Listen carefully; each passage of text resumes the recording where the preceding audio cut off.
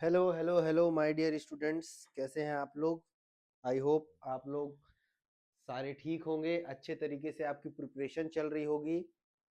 अगर प्रिपरेशन में कोई भी कमी हो, किसी भी चीज़ की ज़रूरत हो, चाहे वो आपको अगर नोट्स की ज़रूरत हो या फिर आपको उसके अलावा कोई भी गाइडेंस की ज़रूरत हो, कुछ भी चीज़ें समझ ना आ रही हो, तो आप ज़रूर मुझसे एक बार कांटेक्ट करें। या तो आप मुझसे डायरेक्टली फ़ोन से कांटेक्ट कर लीजिए, या तो फिर उसके बाद आप डायरेक्टली मुझसे कांटेक्ट कर सकते हैं मेरे व्हाट्सएप नंबर पे। मुझे डायरेक्ट इस वीडियो में कमेंट कर सकते हैं। तो मेरा व्हाट्सएप नंबर है 8109841774। ये है मेरा व्हाट्सएप नंबर, आप डायरेक्टली मुझसे कांटेक्ट कर सकते हैं। मैं डायरेक्टली आपको सारे प्रॉब्लम्स के सॉल्यूशन दे सकता हूं, आपको ऐसे अच्छे तरीके का नोट्स प्रोवाइड करा सकता हूं कि आप एक रात पहले एक दिन के अंदर फिजिकल एजुकेशन में कम से कम आप 70 से 2-3 मार्क्स कम ही लेकर के आएंगे। ये तो मेरी गारंटी है आपको। ठीक है, तो चलिए शुरू करते हैं आज का हमारा लेक्चर। और आज का हमारा लेक्चर क्या है? आज का हमारा लेक्चर है प्रीवियस ईयर क्वेश्चन पेपर। हमने 2 साल के previous year question paper solve किए कर चुके हैं, 2024 और 2025। आज हम सॉल्यूशन करने वाले हैं 2023 के क्वेश्चन पेपर प्रीवियस ईयर और उसके सारे सॉल्यूशंस। और हम ये भी देखेंगे कि कौन कौन से ऐसे क्वेश्चन है जो आने वाले पिछले अगले साल में 2024 और 2025 में वो क्वेश्चंस आएंगे जो आए थे, या सेम क्वेश्चन रिपीट हुए। ठीक है, ऐसे बहुत सारे क्वेश्चन है, ऐसे बहुत सारे पार्ट्स हैं जो फिजिकल एजुकेशन में टीचर्स ने क्वेश्चन पेपर बनाते समय उसमें क्वेश्चंस रिपीट किए। बहुत सारे क्वेश्चन पेपर के पैटर्न्स क्या है, कभी कभी नहीं, कभी चीजें नहीं बदली। तो चलिए हम शुरू करते हैं आज का हमारा लेक्चर, जो कि क्या है, previous year question paper 2023। Okay, तो चलिए हम शुरू करते हैं। ये है मेरा नंबर, एक बार और नोट कर लीजिए। अगर आप लोगों को कोई भी नोट चाहिए हो फिजिकल एजुकेशन का, कॉम्पैक्ट नोट है, एकदम डाइजेस्ट नोट है। अगर आप उस नोट को थोड़ा देर भी देख करके पढ़ लेंगे, आपके कुछ ना कुछ मार्क्स मेरे तरफ से आ जाएंगे। ठीक है, तो मिलते हैं हम आगे क्वेश्चन पेपर के साथ। ठीक है, तो जैसा आपको दिख रहा होगा, एक साइड हमारा क्वेश्चन पेपर है, दूसरे साइड हमारा सॉल्यूशन है। ये जो सॉल्यूशन है, ये सॉल्यूशन मैंने खुद अपने एक्सपर्टीज से, अपने सारे बुक से सब चीजें सर्च करके, सब चीजें देख करके मैंने इसके आंसर्स बनाए हैं। ठीक है, तो सबसे पहले हम क्वेश्चन पेपर पर आते हैं। ठीक है, ये इंस्ट्रक्शन, जनरल इंस्ट्रक्शन तो आप लोगों को एक बार जरूर पढ़ना चाहिए क्वेश्चन पेपर सॉल्व करने से पहले, कि आपको कौन से क्वेश्चन किस तरीके से करने हैं। और एक चीज आप और ध्यान दीजिएगा, क्या होते हैं, बहुत सारे स्टूडेंट्स ऐसे होते हैं जो क्या है, क्वेश्चन पेपर को पढ़ते तो हैं, बट क्वेश्चन पेपर को किस तरीके से पढ़ना है, क्वेश्चन पेपर को किस तरीके से समझा जाता है, ये उन बच्चों को नहीं पता है। तो मैं आपको बता दूं बच्चों कि आप जो भी क्वेश्चन पेपर को पढ़ते हैं, जो भी क्वेश्चन पेपर को रीड आउट करते हैं, आप उस क्वेश्चन को, हर क्वेश्चन को कम से कम 2 बार पढ़ें। अगर आपको क्वेश्चन समझ में नहीं आ रहा है, क्वेश्चन के वर्डिंग्स थोड़े हार्ड है, तो हमेशा वर्ड को तोड़ करके पढ़ें। ठीक है, जब आप फिजिकल एजुकेशन में, ऐसा होता है फिजिकल एजुकेशन में वर्ड्स को जोड़ करके बहुत सारे वर्ड्स बनाए, अगर उस वर्ड्स को आप बाइफरकेट करेंगे, तोड़ देंगे, तो आपको शायद उस चीज का मतलब समझ में आ जाएगा, अगर आप थोड़ा सा भी फिजिकल एजुकेशन को लेकर के सीरियस है। ठीक है, तो चलिए शुरू करते हैं हम आपका आज का हमारा पहला लेक्चर, आज का हमारा सॉरी लेक्चर, जो क्या है, physical education previous year paper 2023 का। ठीक है, पहला क्वेश्चन क्या है, आइडेंटिफाई द आसन। ठीक है, आइडेंटिफाई द आसन, ये कौन सा आसन है, ये है भुजंग आसन। ठीक है, हमारा भुजंग आसन कैसा होता है, ऐसा इस तरीके का होता है। ठीक है, ये हमारा क्या है, भुजंग आसन। ठीक है, और इसके साथ क्या है, वज्रासन, हलासन, धरुणासन। ठीक है, तो क्या है, ये हमारे 3 टाइप के और आसन है, बट ये जो आपके सामने है, ये है भुजंग आसन। अब हम आते हैं हमारे नेक्स्ट क्वेश्चन की तरफ।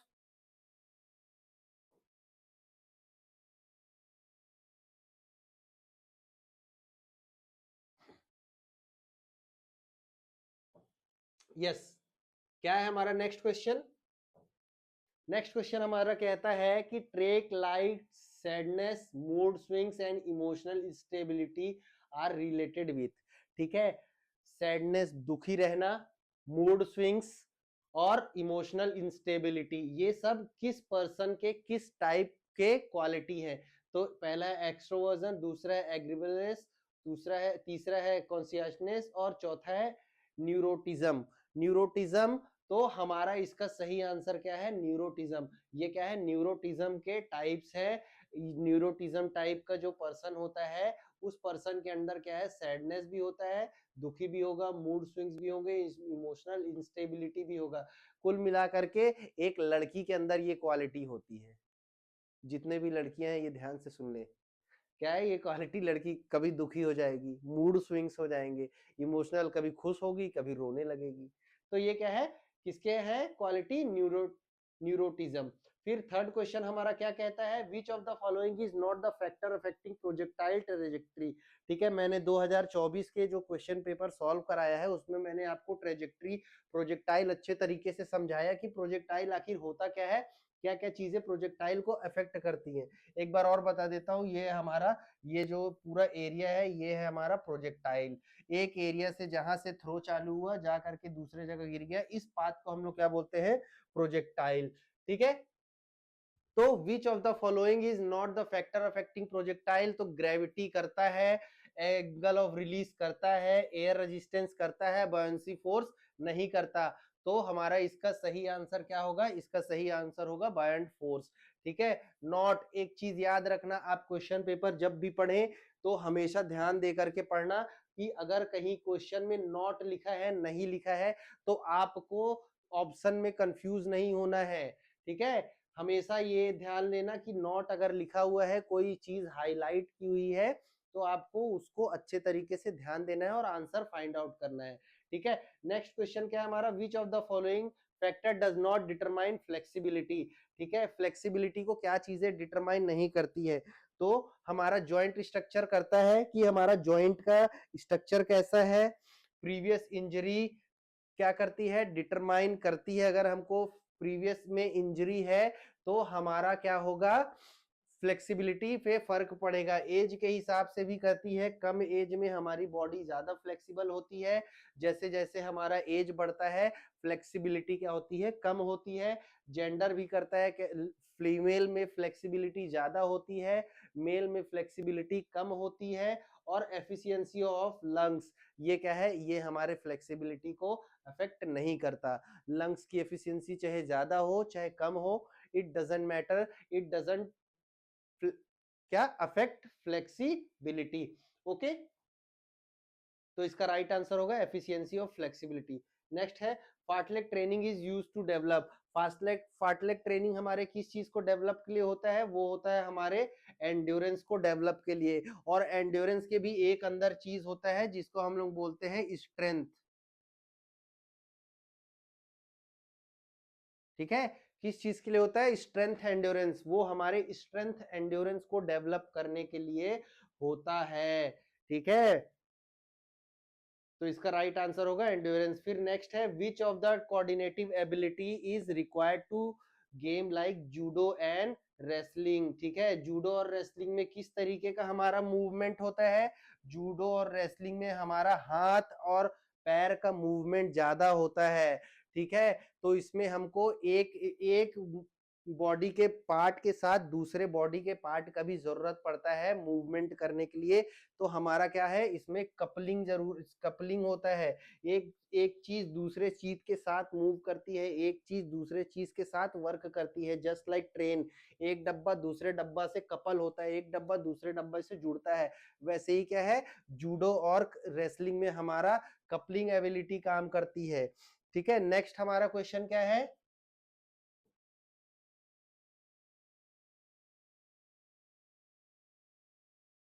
यस, नेक्स्ट क्वेश्चन क्या है हमारा, नेक्स्ट क्वेश्चन हमारा कहता है which type of coordinative ability, ये हो गया। इसके बाद क्या कहता है, the ability to tolerate higher concentration can help in improving endurance performance. ठीक है, क्या है, क्या बोला है इसमें, जो राइटर है, जो पेपर जिसने बनाया है उसने बोला the ability to tolerate higher concentration of fill in the blanks help improving endurance performance. ठीक है, तो हाइड्रोक्लोरिक एसिड HCl कोई मतलब नहीं, सल्फ्यूरिक एसिड कोई मतलब नहीं, एसिटिक एसिड कोई मतलब नहीं, लैक्टिक एसिड। ठीक है, जब हम क्या करते हैं, कोई भी वर्कआउट करते हैं, कोई भी काम करते हैं, रनिंग करते हैं, जंपिंग करते हैं, कोई भी फिजिकल एक्टिविटी करते हैं, तो क्या होता है, हमारा लैक्टिक एसिड बॉडी में बनता है। ठीक है, लैक्टिक एसिड क्या करता है, लैक्टिक एसिड हमारे किस चीज को, हमारे परफॉर्मेंस को डाउन कर देता है। कैसे, हमारे मसल्स क्या है, वो अपना पूरा पोटेंशियल में वर्क नहीं कर पाते। ठीक है, तो इसका राइट आंसर होगा लैक्टिक एसिड। अब नेक्स्ट हम आते हैं, centre of gravity is the average location of an object. ठीक है, average location of an object, किस चीज का, ऑब्जेक्ट के किस चीज का सेंटर एवरेज लोकेशन का बताता है, फोर्स का, वेलोसिटी का, रेजिस्टेंस का, या फिर वेट का। तो इसको मैं आप बता दूं, मैंने आपको ये अभी अपने 2024 का जो फिजिकल एजुकेशन पेपर एक्सप्लेन किया था, पूरे उसकी पॉइंट, पूरे आंसर बताए थे, उसमें मैंने बताया था कि सेंटर ऑफ ग्रेविटी हमारे कहाँ पर होता है बॉडी में, और वो बॉडी में क्यों उस जगह पर होता है। ठीक है, तो सेंटर ऑफ ग्रेविटी क्या करता है, हमारे पूरे बॉडी को, वेट को एक जगह सेंट्रलाइज करता है। ठीक है, जैसे समझ लो ये एक पूरा पेन है, अगर मुझे इस पेन को एक जगह पे बैलेंस करना है तो मुझे इसके सेंटर में ही हमेशा जाना पड़ेगा, ना मैं यहाँ पे रखूंगा तो होगा, ना मैं यहाँ रखूंगा तो होगा, मुझे इसके सेंटर ऑफ ग्रेविटी सेंटर में रखूंगा, तभी क्या होगा, ये पेन बैलेंस होगा। ठीक है, तो इसका राइट आंसर होगा वेट। ठीक है, अब इसके बाद हम आते हैं अगले क्वेश्चन में। यस, इसके बाद हमारा अगला क्वेश्चन क्या है, assertion एंड रीजन। ठीक है, given below are two statement labelled assertion and reason. A, aggression is a part of human behaviour, सही है। It is necessary for an individual to live and struggle for highest achievement. ठीक है, ये भी सही है। ठीक है, क्यों सही है, क्यों सही है भाई, ये इसलिए सही है कि अगर हमारे अंदर गुस्सा नहीं होगा, हमारे अंदर एग्रेशन नहीं होगा, तो हम क्या है, चीजों के पीछे एफर्ट नहीं डाल पाएंगे, चीजों के पीछे मेहनत नहीं करेंगे, चीजों को अचीव करने के लिए किसी के पीछे भागेंगे नहीं। तो ये हो गया भैया, पहला तो सही हो गया। अब सेकंड क्या पॉइंट है, aggression is inevitable and inseparable in sports activity, ये भी सही है। इसको हम वापस नहीं ले सकते और इसको अपने आप से अलग नहीं कर सकते। कर सकते हो अपने आप से गुस्से को अलग, नहीं कर सकते, कम कर सकते हो, अलग नहीं कर पाओगे। ठीक है, तो क्या है, हमको अपने, ये भी सही है, ये भी सही है, तो इसका आंसर क्या है, इसका आंसर है both A and R R correct and R is the correct explanation of A. ठीक है, गुस्सा इंसान का बिहेवियर का पार्ट है, ना उसको हम बढ़ा सकते हैं, बढ़ा तो सकते हैं, उसको हम घटा भी सकते हैं, ना हटा सकते हैं, ना वापस ले सकते हैं। एक बार हमने गुस्से में जो काम कर दिया, वो काम क्या होता है, खराब हो गया, वो उस चीज को हम वापस नहीं ला सकते। तो इसका आंसर होगा ए। ठीक है, हमेशा से एक चीज समझना, हमेशा से जब आप चीजों को अच्छे तरीके से समझेंगे ना, तो आप उसका आंसर अच्छे तरीके से फाइंड आउट कर पाएंगे। ठीक है, नेक्स्ट क्वेश्चन क्या हमारा होता है, role of water in human body is to. ठीक है, मैंने 2024 के पेपर में इसको भी अच्छे तरीके से बताया है कि वाटर का रोल क्या है। ठीक है, तो वाटर का रोल क्या है, रेगुलेट बॉडी टेम्परेचर। ठीक है, नेक्स्ट क्या है, नेक्स्ट क्वेश्चन क्या है, which of the following water in soluble in vitamin. तो मैंने आपको उसमें भी बताया था पिछले लेक्चर में कि कौन कौन से फैट सोल्यूबल होते हैं और कौन से वाटर सोल्यूबल होते हैं। ठीक है, तो एक चीज याद रखना, ये ADE के और BC। ठीक है, विटामिन बी कॉम्प्लेक्स और विटामिन सी और ADE के ये होते हैं फैट और ये होते हैं वाटर। ठीक है, तो आर वाटर सॉल्युबल, तो इसका आंसर होगा बी। ठीक है, नेक्स्ट क्या है, which of the following asana is not use to cure asthma. ठीक है, आसन कौन सा ऐसा है जो अस्थमा को क्योर नहीं करता। ठीक है, तो इसका आंसर होगा धनुरासन। धनुरासन क्या है, हमारे अस्थमा को क्योर नहीं करता। How many total matches will be played in A knockout tournament of 19 teams. ठीक है, तो 19 टीम है, तो इसमें क्या होगा n-1, तो ये होगा 18 मैचेस। ये है फॉर्मूला, याद है ना, ये फॉर्मूला है नॉकआउट टूर्नामेंट के निकालने का। लीग का क्या है, n×n-1/2, ये आ जाता है मैच के नंबर। ठीक है, तो इसमें कितना होगा, इसमें होगा 18।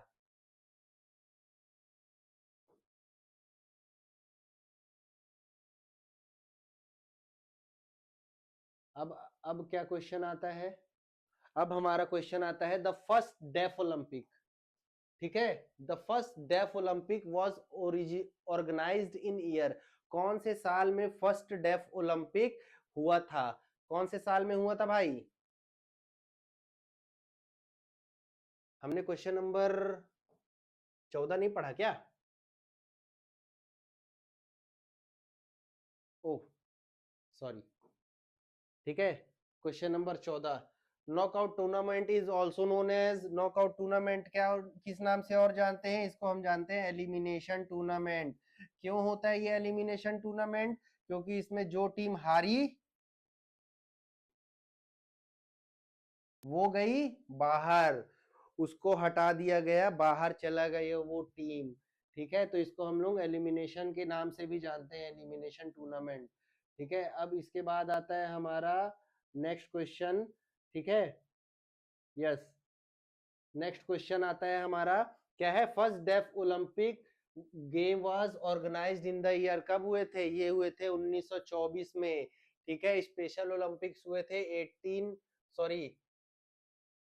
1989 में, ये आपके 2024 में क्वेश्चन आए हैं। ठीक है, तो आपको मैंने 2024 में हर कौन कौन सा गेम्स कब कब हुए, कौन कौन से गेम्स कब कब ऑर्गेनाइज किए गए, कौन कौन से गेम के लोगोस क्या है, ये आप जा करके 2024 वाले मेरे क्वेश्चन पेपर में देख सकते हैं। ठीक है, तो उसमें आपको सब चीजें दिखा दिएंगे कि कौन से गेम का लोगो कौन सा है, कौन से गेम कब हुए, कौन से गेम कब खेले गए। ठीक है, इसका आंसर हो गया 1924। अब आता है मैच ऑफ द फॉलोइंग। ठीक है, नॉक नी, काइपोसिस, लॉर्डोसिस, बोलेग। ठीक है, एक चीज उससे पहले मैं आपको बता दूं, नॉक नी को तो जेनु वेलगम बोल गए, इसको बोलते हैं जेनु वेरम। ठीक है, इसको क्या बोलते हैं, जेनु वेरम। ठीक है, इसको बोलते हैं जेनु वेलगम, इसको बोलते हैं जेनु वेरम। अब इसके आते हैं हम मैच। ठीक है, तो नॉक नी में क्या होते हैं, हमारे दोनों नी सट जाते हैं, एक दूसरे से क्लोज हो जाते हैं। बो लेग में क्या होते हैं, दोनों दूर हो जाते हैं। ठीक है, तो हमारा इसका आंसर क्या होगा, देखो नॉक नी क्या होगा, हमारा नॉक नी का होगा, पहले का होगा knee touches each other in normal standing position, तो ये मिल गया इससे। ठीक है, दूसरे का क्या होगा, काइपोसिस क्या होता है, increase aggression curvature in back. ठीक है, हमारा बैक ऊपर का कर्व क्या हो जाता है, बढ़ जाता है, हमको काइपोसिस हो गया। ठीक है, फिर उसके बाद थर्ड क्या आया, लॉर्डोसिस। लॉर्डोसिस का मतलब समझ जाओ, आपके ऊपर क्या हो गया, लोड बढ़ गया। ठीक है, जब आपको ज्यादा लोड दे दिया जाएगा तो आप क्या होगा, आप ऐसे याद रखना, मत रखना कि यार उसमें जो हमारे स्पाइन में है वो ऐसा कर्व बन जाता है। अगर आप कॉन्सेप्ट समझ जाओगे तो आपका आंसर हो जाएगा। लॉर्डोसिस में क्या हो गया, आपके पीठ के ऊपर ज्यादा लोड दे दिया, आप पीछे हो गए, आपका जो स्पाइनल कर्व है वो ऐसा हो गया। ठीक है, ऐसा हो गया ना, मेरा स्पाइन का कर्व ऐसा हो गया, तो ये क्या है, लॉर्डोसिस। लॉर्डोसिस में हमारा स्पाइन ऐसा हो जाता है, तो हमेशा याद रखना लॉर्डोसिस, जब भी आपसे इमेज पूछे तो उसमें ऐसा हो जाएगा। ठीक है, तो लॉर्डोसिस क्या होता है, inward curvature of the spine. ठीक है, हमारा स्पाइन क्या हो गया, अंदर के तरफ कर्व हो गया, ऐसे होता तो इस, ये हो जाता काइपोसिस, ये हो गया लॉर्डोसिस, और स्कोलियोसिस में क्या होता है, हमारा एस कर्व हो जाता है। ठीक है, ये हो गया अब उसके बाद आता है बो leg, wide gap between knee when standing with feet together, दोनों घुटने के बीच में ऐसा हो गया डिस्टेंस, नॉक नी में ऐसा हो गया, ठीक है। हमारा क्या बोलते हैं लॉर्डोसिस में ऐसा हो गया, काइपोसिस में ऐसा हो गया, और स्कोलियोसिस में ऐसा हो जाता है हमारा वर्टिब्रल कॉलम, ठीक है। अब इसके बाद आते हैं हम अपने नेक्स्ट क्वेश्चन में, match the following, plate tapping test, pushup, partial curl up, modified pushup, ठीक है। ये क्या कहता है कि हमारे ये जो आइटम्स है ये क्या क्या चीजें मेजर करते हैं, ठीक है। तो सबसे पहला हम आते हैं कि हमारा ये चीजें क्या मेजर करती हैं, ठीक है। तो प्लेट टैपिंग टेस्ट, पहले हम सोचते हैं पुशअप, ठीक है। पुशअप क्या मेजर करता है, पुशअप हम कैसे करते हैं, पुशअप हम ऐसे लगाए और हम ऐसे पुशअप कर रहे हैं, तो इसमें हमारा क्या क्या इंक्लूड हो रहा है, हमारा पेक्टोरियस मेजर यूज हो रहा है, हमारा शोल्डर मसल यूज हो रहा है, क्या बोलते हैं इसको बताना कमेंट में, हमारे बाइसेप्स ट्राइसेप्स यूज हो रहे हैं, ठीक है। तो इससे क्या होता है, इसमें हमारा क्या अपर बॉडी स्ट्रेंथ, हमारा इससे क्या होता है, हमारा इससे मेजरमेंट क्या होता है, बताओ भाई क्या मेजरमेंट होता है। हाँ ठीक है, तो ये क्या है, अब ये मैंने आपको बताया कि पुशअप्स क्या मेजर करता है, पुशअप हमारा मेजर करता है अपर बॉडी स्ट्रेंथ, हमारा बॉडी का स्ट्रेंथ कितना है अपर बॉडी में, मेरे बाइसेप्स में, ट्राइसेप्स में, पेटोरियस मेजर में, ये वाले मेजर, इसका मसल का नाम नहीं बताऊंगा, ये आप कमेंट बॉक्स में बताना, ठीक है। ये हो गया पुशअप्स। अब पहले टेस्ट क्या मेजर करता है, ये speed and coordination of limb movement, हमारे लिम्ब मूवमेंट का, हाथ का और पैर का मूवमेंट का कोऑर्डिनेशन और इसका स्पीड कितना है। तीसरा है पार्शियल कर्ल अप, क्या करता है, पार्शियल कर्ल अप हमारे एब्डोमिनल स्ट्रेंथ मेजर करता है, और मॉडिफाइड पुशअप हमारे upper body strength endurance measure करता है गर्ल्स का। तो हमारा पुशअप्स क्या हो गए, पहला, तो पहला का हो गया, दूसरा का हो गया पहला, ये हो गया, ये वाला ऑप्शन हो गया सही, ठीक है। अब इसके बाद हम आते हैं नेक्स्ट क्वेश्चन में, ठीक है। मिनार्की, मिनार्की हमने आपको बताया था child and women in sports में, मिनार्की क्या है, मिनार्की क्या है, मिनार्की क्या है बताओ बच्चों, मिनार्की क्या है, मिनार्की क्या है बताओ भाई, क्या है मिनार्की, मिनार्की है हमारा first menstrual cycle of girls, जो गर्ल्स को पहला मेंस्ट्रुअल साइकिल आता है वो होता है मिनार्की। तो beginning of menstrual period in women, इसको बोलते हैं हम मिनार्की। अब उसमें एमोनेरिया था, उसमें डिलेड मिनार्की था। एमोनेरिया क्या होता है, फिजिकल एक्टिविटी करने के वजह से मिनार्की, सॉरी, जो मेंस्ट्रुअल साइकिल है वो रेगुलरली नहीं आते। डिलेड मिनार्की क्या होता है, जब कोई लड़की क्या होती है बहुत ज्यादा फिजिकल फिटनेस, फिजिकल एक्टिविटी में इन्वॉल्व रहती है, तो उसका मिनार्की आने में उसको 16 से 17 साल भी लग जाते हैं, ठीक है। ये होते हैं। अब इसके आगे मैं आपको और भी चीजें बताता, बट क्या है हमारे पास समय कम है, हमको सब चीजें बतानी है, हमको सब चीजें पूरे क्वेश्चंस पढ़ने हैं, ठीक है। अब इसके बाद आते हैं हम सेक्शन बी, हमारे शॉर्ट टाइप क्वेश्चन, जो हमारे कितने नंबर के हैं, ये हमारे 2-2 नंबर के क्वेश्चन हैं, ठीक है।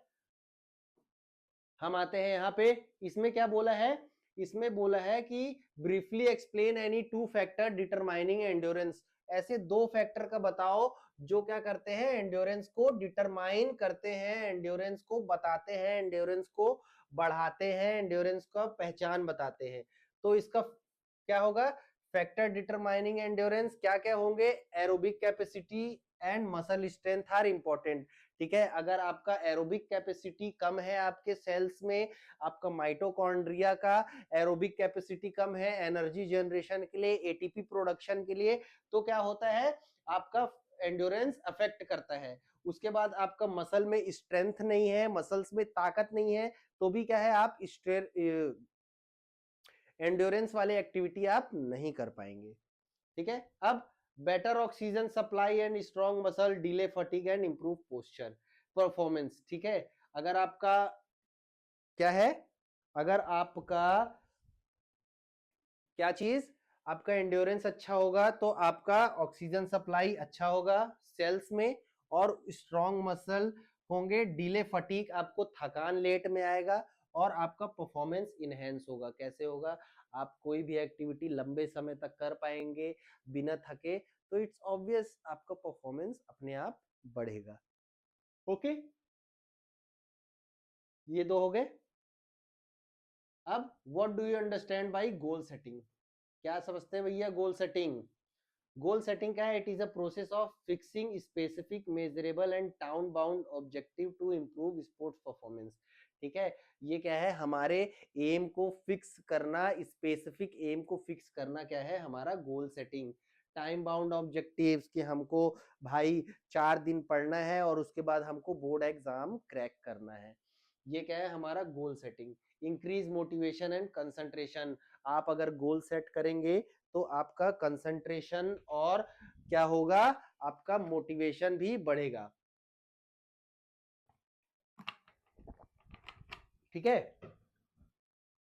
अब हम आते हैं नेक्स्ट, ये हो गए, ये हो गए defined flexibility and list down its types. ठीक है, फ्लेक्सिबिलिटी क्या है?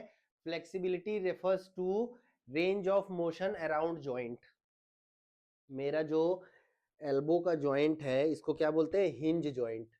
हिंज जॉइंट का रेंज ऑफ मोशन कितना है? ये है नॉर्मल फ्लेक्सिबिलिटी। लड़कियों का थोड़ा ज्यादा हो जाता है, किसी किसी लोगों का थोड़ा फ्लेक्सिबिलिटी ज्यादा होता है पीछे, तो उसको क्या बोलते हैं? Hyper extension. 180 डिग्री से जब ज्यादा हो गया तो इसको क्या बोलते हैं? Hyper extension. ठीक है, तो फ्लेक्सिबिलिटी क्या है? Flexibility ability to move a joint through full range, ये भी एक डेफिनेशन है। अब इसका एक मैं बहुत सिंपल डेफिनेशन बताता हूं। Range of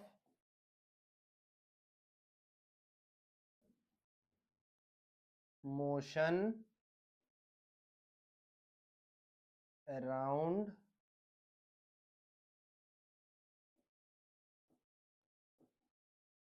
joint. ठीक है, range of motion around joint, ये है उसका छोटा सा डेफिनेशन। अगर आपको वो याद ना हो तो आप ये याद कर लीजिए। अगर आपको कुछ नहीं याद है तो फिर उसके बाद अपने हिसाब से लिख सकते हैं कि एक जॉइंट के अराउंड जो रेंज ऑफ मोशन, जो हमारा हाथ मोड़ने का, एक जॉइंट पे हमारा किसी दो पार्ट को सीधा करना का क्या होता है? मोशन रेंज होता है, उसको हम लोग क्या बोलते हैं? जॉइंट।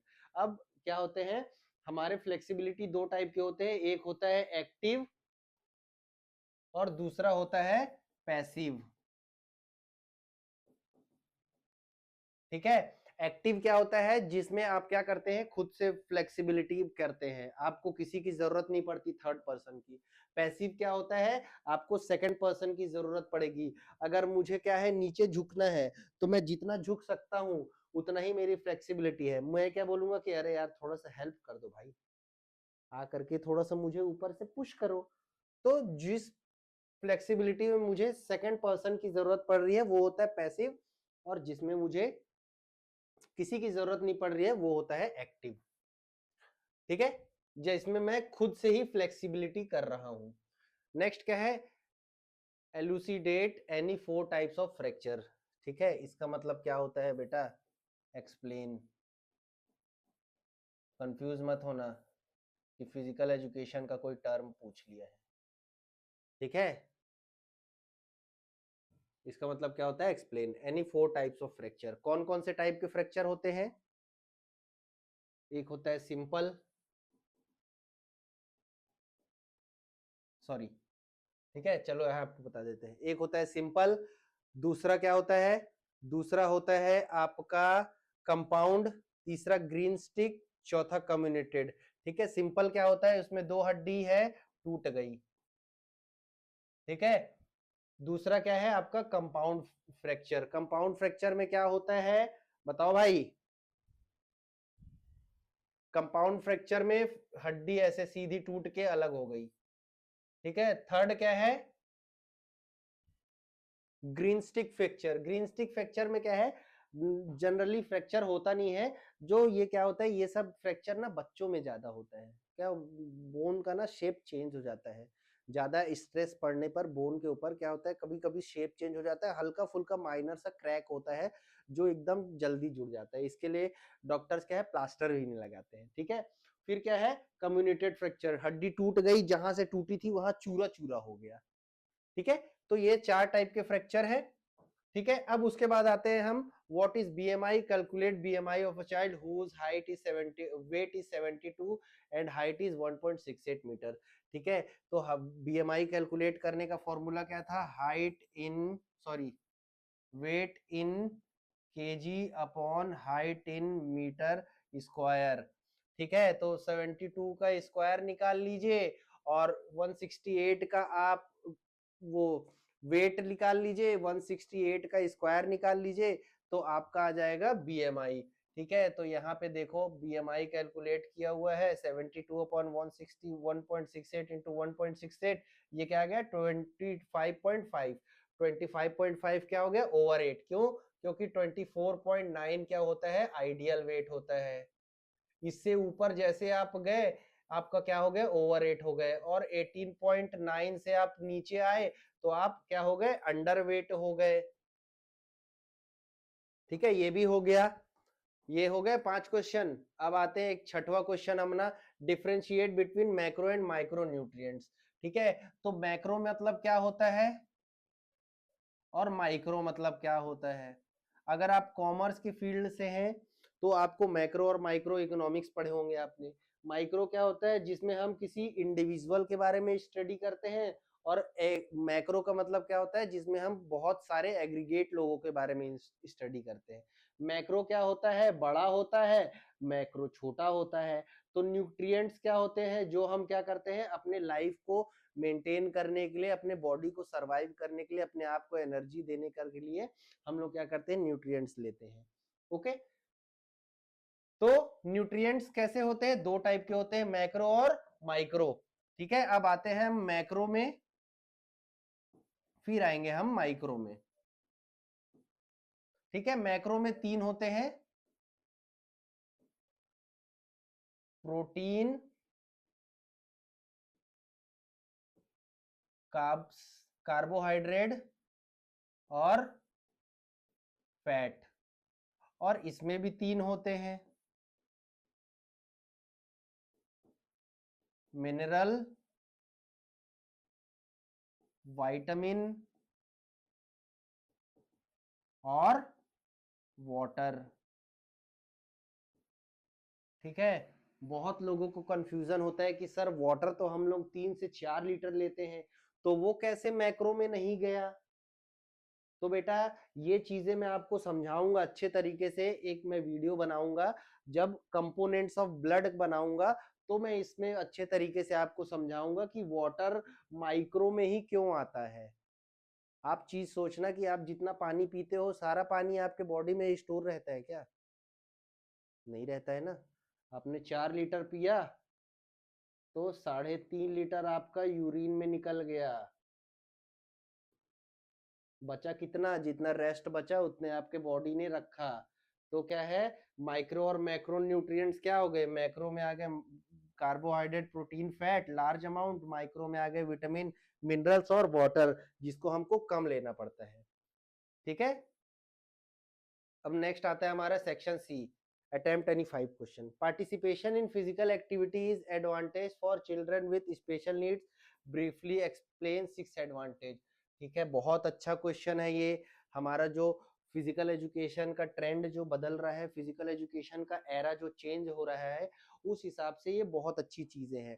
आपको भी क्या है, इन सारी चीजों पे मोटिवेट होना चाहिए। अगर आप फिजिकली रूप से बैलेंस्ड नहीं है, आप स्पेशल चाइल्ड हैं, आपको किसी भी प्रकार का कोई भी डिफॉर्मिटी या डिसेबिलिटी है, तो आप अपने आप को कमजोर मत समझना भाई। आप भी उतने ही ताकतवर हो जितना ताकतवर एक नॉर्मल इंसान है।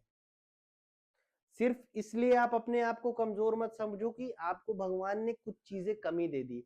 स्टीफन हॉकिंस देखो, उसको तो भगवान ने सिर्फ उसका माइंड काम करता था और उसकी उंगलियां काम करती थी, तब भी वो आज इतने बड़े साइंटिस्ट थे।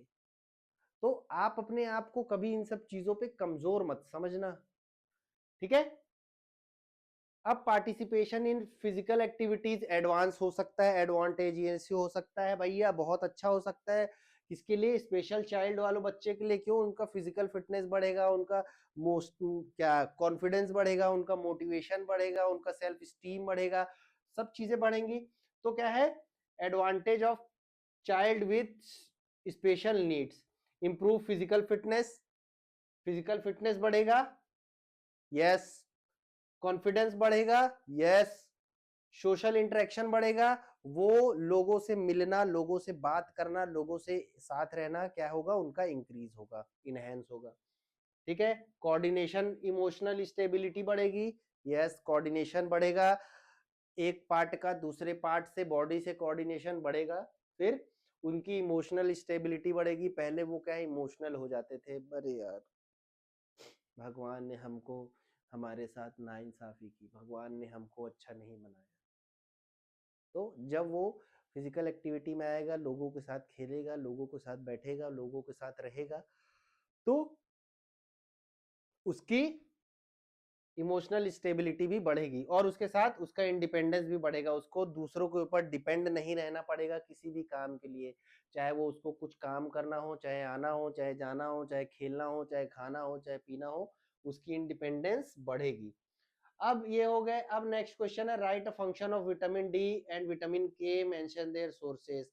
ठीक है, तो विटामिन डी और विटामिन के सोर्स क्या होते हैं और उसके फंक्शन क्या होते हैं। तो विटामिन डी के सोर्स क्या होते हैं? विटामिन डी के सोर्स क्या होते हैं? विटामिन डी के सोर्स होते हैं हमारा सनलाइट, और विटामिन ई के सोर्स होते हैं green leafy vegetables, Hare Hare पत्तियों वाले सब्जी। ठीक है, ए का सोर्स क्या होता है? गाजर, कोई भी लाल फ्रूट। ठीक है, बी का सोर्स क्या होता है? हमको एग होता है, चिकन होता है, नॉन वेजिटेरियन होते हैं। सी का सोर्स क्या होता है? कोई भी खट्टा फूड, कोई भी क्या नमकीन फूड। डी का सोर्स सनलाइट। ठीक है, A B C D E. ई का सोर्स क्या होता है? ई का सोर्स हरे पत्तियों वाले सब्जी। ठीक है,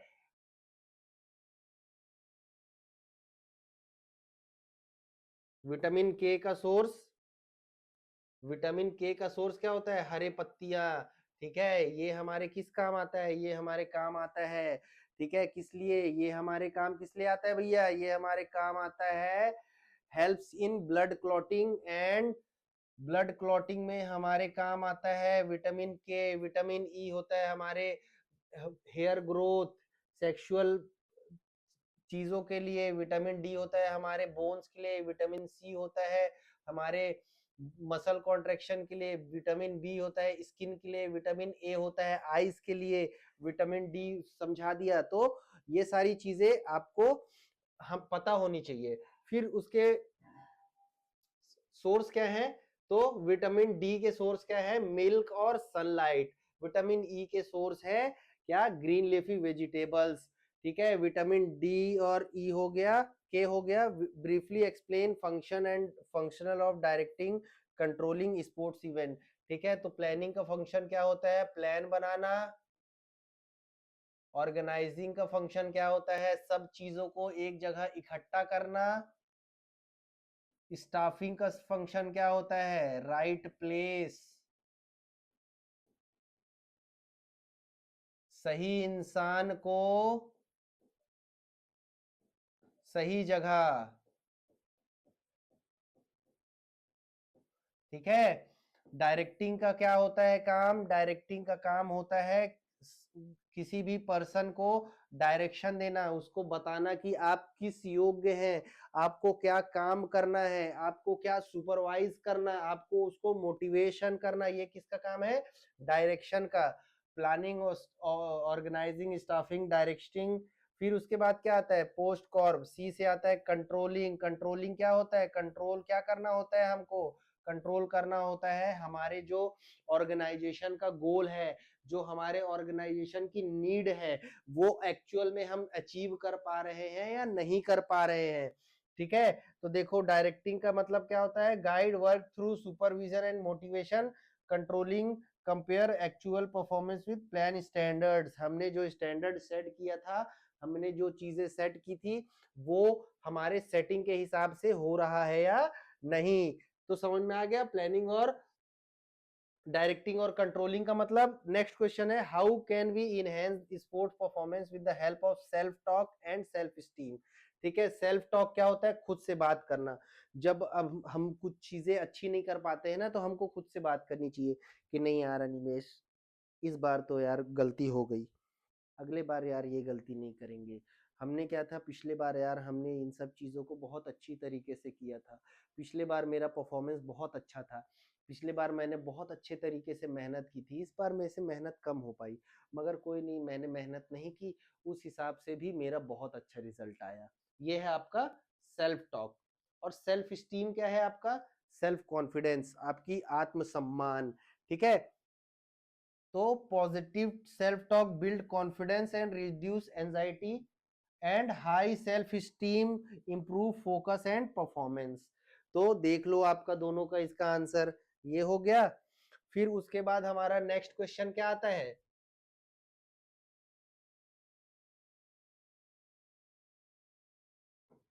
ठीक है, हमारा नेक्स्ट क्वेश्चन क्या है? Elucidate 6 effect of exercise on muscular system. ठीक है, हमारे 6 effect of exercise on muscular system की, हम जब एक्सरसाइज करते हैं तो उसका इफेक्ट क्या पड़ता है हमारे मसल्स पे। ठीक है, तो क्या होता है? मसल साइज बढ़ जाता है, जितना एक्सरसाइज करेंगे हमारे मसल साइज बढ़ेंगे, फाइबर्स टूटेंगे रिपेयर होंगे, टूटेंगे रिपेयर होंगे, स्ट्रेंथ बढ़ जाएगा, ताकत बढ़ेगा। ठीक है, एंड्योरेंस बढ़ेगा, मसल टोन होंगी, सुंदर होंगी, ब्लड सप्लाई बढ़ेगा, जिससे आपके मसल्स के जो सेल्स हैं उसको ज्यादा न्यूट्रिएंट्स मिलेंगे। ठीक है, अब इसके बाद क्या है? What do you understand by round shoulder deformity, suggest any 4 corrective measure for round shoulder. ठीक है, राउंड शोल्डर क्या होता है? राउंड शोल्डर होता है जिसको हम लोग एक और नाम से जानते हैं, हंचबैक, या फिर जानते हैं काइपोसिस। ठीक है, क्या क्या नाम से जानते हैं? काइपोसिस और हंचबैक। ठीक है, सौ बैक के नाम से हम लोग किसको जानते हैं? बताना जरूर। ठीक है, तो इसके आंसर क्या है? इसका आंसर क्या है भैया बताइए?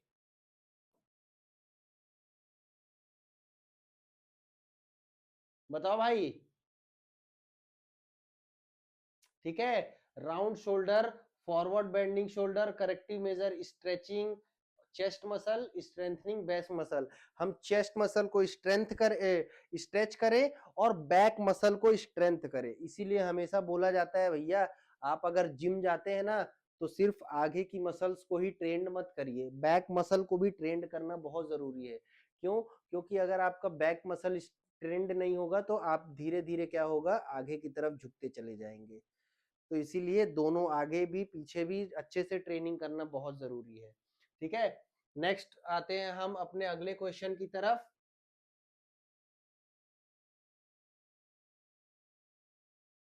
Question number 31। ठीक है, क्वेश्चन नंबर हमारा 31। क्वेश्चन कैसा क्वेश्चन है? Internal choice available. ये क्या है? आपका डायग्राम बेस्ड क्वेश्चन है। ठीक है, आपके diagram based question, on the basis of above picture answer the following question. पहला क्या है? Which method is shown picture in draw picture in. कैसा है ये? क्या है ये है लीग, ये है स्टेयर केस।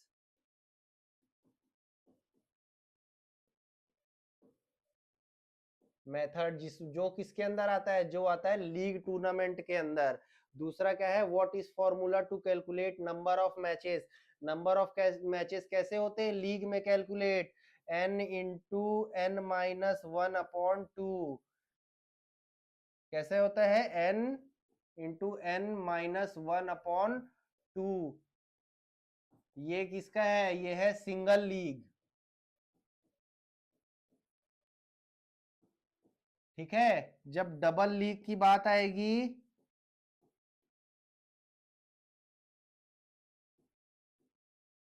तो फॉर्मूला क्या होगा? फॉर्मूला के नीचे से टू हट जाएगा, तो ये क्या हो जाएगा? n into N minus one. ठीक है, ये फॉर्मूला है। और हमारे आईपीएल जो होता है ना, आईपीएल में ये वाला फॉर्मूला यूज होता है, n into n minus one, तो इससे नंबर ऑफ मैचेस निकलते हैं। नेक्स्ट क्वेश्चन क्या है हमारा, इन लीग और round robin tournament winner will be decide on the basis of highest point. जितना ज्यादा वो मैच जीतेगा उतना ज्यादा उसको पॉइंट मिलेगा, वो इतना ज्यादा ऊपर बढ़ेगा। ठीक है, उसके बाद हमारा अगला क्वेश्चन क्या है, अगला क्वेश्चन है हमारा, if 7 team participating in league tournament number of matches will be played. तो हमारा 7 टीम पार्टिसिपेट कर रही है, तो n into n minus one upon to. ठीक है, ये कितना हुआ, ये हुआ 7 इंटू 7 - 1 अपॉन 2, तो आगे हुआ 7 इंटू 6 अपॉन 2, तो ये कितने हो गए 42/2, ये हो जाते हैं 21 मैचेस। तो इसका आंसर कितना होगा 21। ओके, नेक्स्ट है, study the picture given below. ये क्या है, आपका साइंस का क्वेश्चन आ गया। ठीक है, फिजिक्स, अगर थोड़ा सा भी फिजिक्स आपने अच्छे तरीके से पढ़ा होगा, ठीक है, न्यूटन्स के लॉ ऑफ मोशन आप अगर अच्छे तरीके से पढ़े होंगे तो आप ये क्वेश्चन को आराम से सॉल्व कर लेंगे, बहुत सिंपली तरीके से, बहुत आसानी तरीके से। ठीक है, ये क्या है, एक ऐसा बॉल है जो क्या है स्टेशनरी है, जो बॉल रुका हुआ है, और ये बॉल क्या है, ये बॉल चल रहा है। ठीक है, तो आपने फर्स्ट लॉ भी पढ़ा होगा, सेकंड भी पढ़ा होगा, और थर्ड भी पढ़ा होगा। ठीक है, फर्स्ट लॉ क्या है, इनर्शिया, सेकंड है एक्सीलरेशन, थर्ड है एक्शन रिएक्शन। ठीक है, तो which law will be applied to initiate motion to the ball as depicted in illustration A. इस वाले में कौन सा फोर्स या कौन सा लॉ अप्लाई होगा जो ये बॉल चलने लगे, जो ये बॉल भागने लगे, ये बॉल दौड़ने लगे। तो याद रखना, इनर्शिया। जब हम इस बॉल का इनर्शिया ब्रेक कर देंगे तो ये बॉल अपने आप मूव करने लगेगी। अभी ये बॉल क्या है, इनिशियल स्टेज में है, इसके अंदर इनर्शिया है, तो जैसे हमने इसमें साइड से फोर्स लगाया, ये क्या हो गई, बॉल आगे बढ़ने लगी। ठीक है, अब सेकंड पॉइंट क्या आता है हमारा, सेकंड क्वेश्चन बोलता है, in illustration B which force is acting upon the ball to slow it down. ठीक है, तो इसमें न्यूटन का सेकंड लॉ लगेगा। ठीक है, सेकंड लॉ लगेगा। क्या हुआ सेकंड लॉ, जितना हम किसी ऑब्जेक्ट पे एक्सीलरेशन लगाते हैं, जितना वेलोसिटी बढ़ाते हैं, उतना ज्यादा उसका स्पीड होता है। तो हमको उसका एक्सीलरेशन और उसका वेलोसिटी हम कम करेंगे तो बॉल अपने आप धीरे धीरे आ करके एक जगह रुक जाएगी। ये वाले बॉल की कंडीशन ऐसी हो जाएगी। ठीक है, समझ में आया। अब हमारा दो हो गए, अब हमारा तीसरा क्या है, which law of motion will determine the quality of bounce. तो जितना हमारा क्वालिटी ऑफ बाउंस क्या होगा, जितना तेज मैं बॉल को नीचे पटकूंगा बॉल उतना ऊपर आएगा। तो कैसे होगा, जितना पावर हमने लगाया उतने पावर से वो बॉल ऊपर आया। ठीक है, तो ये क्या है, न्यूटन्स के थर्ड लॉ। ठीक है, थर्ड लॉ क्या बोलता है, एक्शन एंड रिएक्शन, जितना एक्शन लगाओगे उतना ही रिएक्शन होगा। तो इसका आंसर क्या होगा, third law, third law of motion. ठीक है, तो इसका आंसर क्या होगा, न्यूटन्स का थर्ड लॉ ऑफ मोशन। अब इसके बाद नेक्स्ट क्वेश्चन क्या है हमारा। ठीक है, तो हमारा नेक्स्ट क्वेश्चन क्या है, नेक्स्ट है हमारा, fill in the blanks of an object directly depends upon the mass of an object, net force applied on it। ठीक है, तो ये क्या बोलता है कि हमारा directly depends upon the mass of an object, net force applied on it, कि हमारा ऑब्जेक्ट का कोई भी कैरेक्टरिस्टिक या मास ऑफ ऑब्जेक्ट, उस पर हम क्या चीज ऐसी अप्लाई कर रहे हैं जो उसका हमको बता रहा है कि हमने उस पर कितना फोर्स लगाया। ठीक है, तो ये क्या बताता है, ये हमारा बताता है न्यूटन्स का सेकंड लॉ, कि हमने उस ऑब्जेक्ट पे कितना फोर्स लगाया, हमने उस ऑब्जेक्ट पे कितनी ताकत लगाई, जिस वजह से वो फोर्स, वो ऑब्जेक्ट क्या हुआ, किसी न किसी तरीके से कुछ न कुछ उसमें एक्शन हुए। ठीक है, तो ये चारों हो गए। आपको याद रखना है बेटा, आपको हमेशा एक चीज पता होनी चाहिए, आपको हमेशा आपके कॉन्सेप्ट्स क्लियर होने चाहिए। ठीक है, क्योंकि सीबीएसई क्या चाहता है, आपसे रटे हुए सवाल नहीं पूछता है। सीबीएसई आपसे क्या करता है, अब आपसे ना थिंकिंग बेस्ड सवाल पूछता है, कि आप सोच करके चीजों का जवाब दे। ठीक है, अब हमारा आता है नेक्स्ट क्वेश्चन।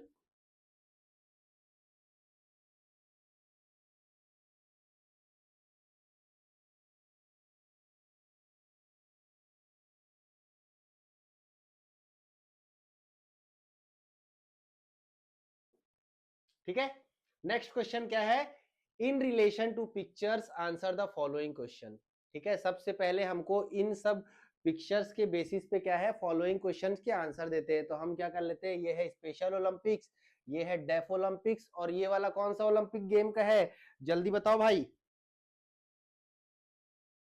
बताओ बताओ बताओ बताओ बताओ, कौन से है ओलंपिक का गेम, कौन से ओलंपिक का वो है सिंबल, बताओ बेटा। ये हो गया स्पेशल ओलंपिक, ये हो गया डेफ ओलंपिक्स, ये है पैरा ओलंपिक्स। तो याद रखना आपको 2026 के पेपर में इससे रिलेटेड क्वेश्चन आ सकते हैं, तो आपको कंफ्यूज नहीं होना है। स्पेशल ओलंपिक्स और ये डेफ ओलंपिक्स और ये है पैरा ओलंपिक्स। ठीक है, अब उसके बाद हम आते हैं logo shown in picture refers to Special Olympics. कौन सा लोगो है जो स्पेशल ओलंपिक्स को शो करता है, तो ये वाला क्वेश्चन ऑप्शन नंबर सी। ठीक है, who was the founder of special Olympics, तो स्पेशल ओलंपिक्स के फाउंडर कौन है, एनिडी कैनेडी श्रीवेयर। ठीक है, जो जेफ कैनेडी थे उसके भाई थे ये इसके founder. According to figure B the hand shaped okay good और great that overlap each other circle represent original sign for. ठीक है, ओरिजिनल साइन फॉर क्या करता है, फर्स्ट पैरा ओलंपिक्स क्या करता है ये साइन, बताओ बेटा। फर्स्ट वाला थर्ड क्वेश्चन का आंसर बताइए, क्या है, क्या शो कर रहा है, ये क्या कर रहा है, ये हमारा बता रहा है डेफ ओलंपिक्स। ठीक है, ये क्या बता रहा है, डेफ ओलंपिक्स। ठीक है, अब उसके बाद, अरे यार, अब उसके बाद नेक्स्ट क्वेश्चन क्या है, बताओ बेटा, क्या है नेक्स्ट क्वेश्चन। हाँ बेटा, क्या है हमारा,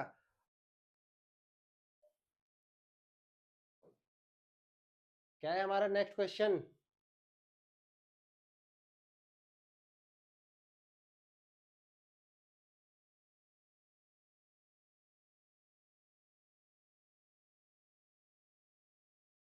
क्या है बताओ,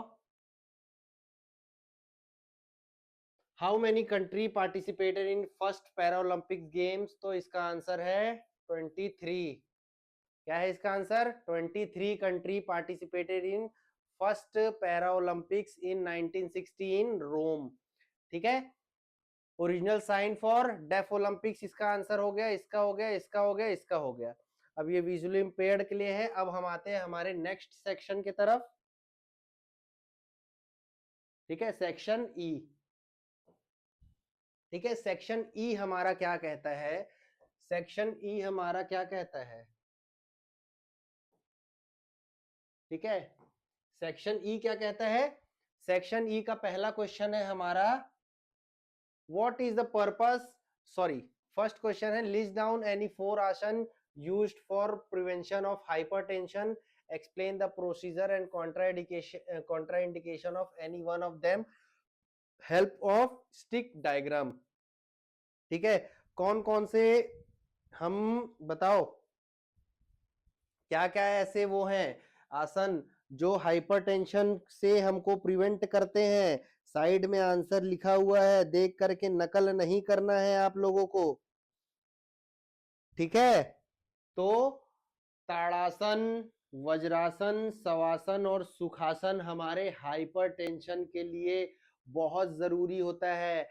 जो भी हम खड़े हो करके बैठ करके आसन करते हैं वो हमारे हाइपरटेंशन के लिए बहुत सही होता है। एक्सप्लेन प्रोसीजर, अब आपको 4 आसन के इमेजेस आपको पता होंगे। ताड़ासन है सीधा खड़े होके, वज्रासन है बैठ करके, शवासन क्या है मुर्दा के जैसे लेट करके, और सुखासन है सुखी पोज में आराम से लेट करके, ये भी। ठीक है, कॉन्ट्रा इंडिकेशन क्या है, अगर आपको क्या क्या चीजें प्रॉब्लम है, अगर आपको नी इंजरी है, अगर आपको घुटने में इंजरी है, अगर आपको नी इंजरी है, ठीक है, तो आपको नहीं करना है। अगर आपको एंकल इंजरी है, अगर आपको एंकल इंजरी है तो नहीं करना है। आपका कोई सर्जरी अगर हुआ है तो भी आपको क्या नहीं करना है आपको, ये प्राणायाम, ये आसन नहीं करने हैं, ठीक है। अब आपके नेक्स्ट क्वेश्चन क्या आता है, what is the purpose of Rikli and Jones fitness test. तो it measure functional fitness of senior citizen, ठीक है। रिकली एंड जोन्स ने एक टेस्ट बनाया, एक टेस्ट बनाया था क्रॉस एंड वेबर ने, ठीक है, जो क्या करता है सीनियर सिटीजन के फिटनेस को मेजर करता है, ठीक है। तो रिकली एंड जोन्स के टेस्ट में 6 आइटम्स थे टोटल। पहला क्या था, पहला था, पहला इसमें दो तो आपको लिखे हुए हैं, एक है आपका number of stand in 30 second, आपको चेयर स्टैंड करना है, चेयर में बैठा जाएगा, 30 सेकेंड के अंदर आप कितना उठ पाते हैं, ये है पहला। दूसरा है आर्म कर्ल टेस्ट, आपको आर्म कर्ल जितना आप कर पाते हैं 30 सेकेंड में, वो है आपका आर्म कर्ल टेस्ट। आपका तीसरा क्या है, तीसरा है आपका चेयर स्टैंड टेस्ट हो गया, आर्म कर्ल हो गया। दूसरा है बैक स्ट्रेच, आपका बैक को स्ट्रेच करना, झुकना है, बैक को स्ट्रेच करना है। फिर इसके बाद क्या है, 6 मिनट वॉक, 6 मिनट तक आपको वॉक करना है।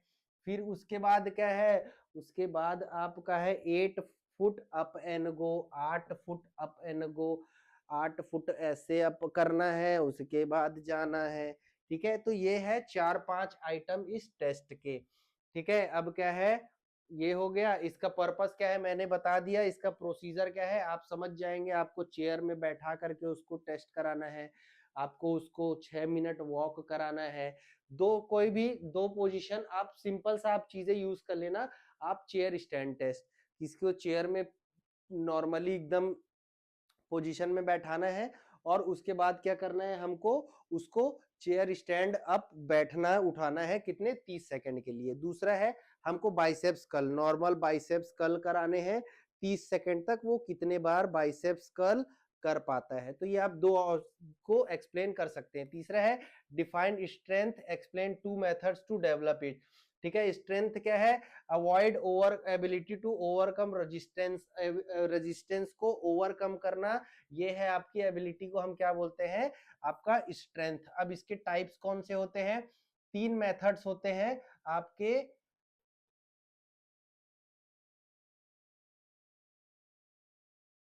स्ट्रेंथ को डेवलप करने के लिए, ठीक है। एक होता है आइसोमेट्रिक,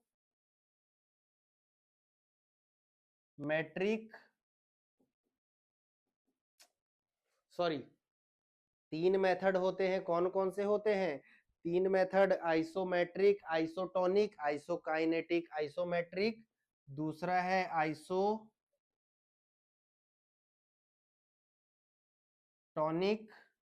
और तीसरा है आइसो काइनेटिक, ठीक है। आप ये चीज समझ लो, आइसोमेट्रिक, आइसोटोनिक, आइसोकाइनेटिक, ये क्या है, 3 मेथड है। फिर उसके बाद आता है आपका what is friction, right the advantage and disadvantage of friction by giving suitable example from sports, ठीक है। तो फ्रिक्शन क्या है, friction that opposes motion, friction क्या है, एक ऐसा फोर्स है जो आपके मोशन को, आपके एक्ट को क्या करता है, वापस धकेलता है, वापस करता है। अब इसके एडवांटेज क्या क्या है, इसके एडवांटेज है ओवर, ये क्या है, बेटर ग्रिप प्रोवाइड कराता है, ठीक है। ये क्या कराता है, ये हमको बेटर ग्रिप प्रोवाइड कराता है। और क्या कराता है, इसके डिसएडवांटेज क्या है, इसके डिसएडवांटेज है wear and tear of shoes and क्या है, इक्विपमेंट्स। इसके डिसएडवांटेज ये भी है कि हमारे शूज और इक्विपमेंट्स क्या हो जाते हैं, घिस जाते हैं। और इसके एडवांटेज क्या है, प्रोवाइड प्रॉपर ग्रिप और होल्ड प्रॉपर, ये ग्रिप अच्छा प्रोवाइड कराता है और होल्ड हमको अच्छे तरीके से करता है, ठीक है। और इसके डिसएडवांटेज क्या हो सकते हैं, इसके डिसएडवांटेज हो सकते हैं cause wear and tear, wear and tear कर दिया इसने, ठीक है। हमारा क्या कर दिया, स्पीड कम कर दिया इसने, स्पीड भी कम कर दिया। उसके साथ क्या किया, स्पीड कम करने के साथ जब हम एक दूसरे के साथ फ्रिक्शन हमारा ज्यादा होगा तो हीट और एनर्जी भी हमारा ज्यादा लॉस होगा, ठीक है। इसी के साथ आपका 23 का जो फिजिकल एजुकेशन का पेपर था, ये मैंने स्टेप बाय स्टेप अच्छे तरीके से सॉल्व करा दिया।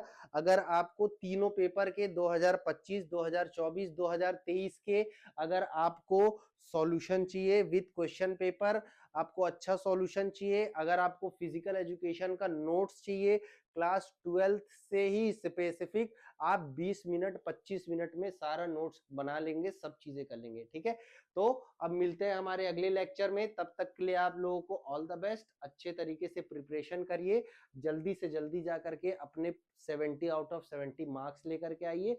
मिलते हैं आपसे अगले लेक्चर में, तब तक के लिए धन्यवाद।